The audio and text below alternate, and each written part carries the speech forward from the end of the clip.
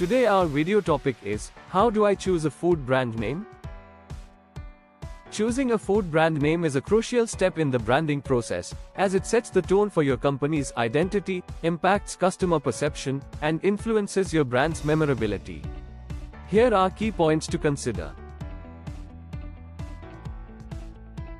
1. Reflect your brand identity. The name should encapsulate the essence of your food business, reflecting its values, target market, and the type of food you offer.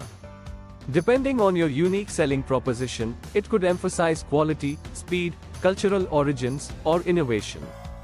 2. Easy to pronounce and remember.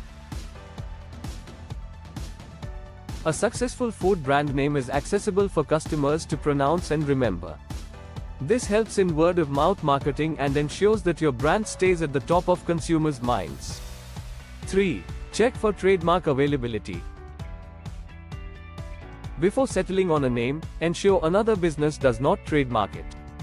This is crucial to avoid legal issues and establish a unique market presence. 4. Consider online presence. Check the availability of the domain name for your brand's website and social media handles. A consistent online presence is vital for marketing and building a solid brand identity. 5. Cultural sensitivity and global appeal.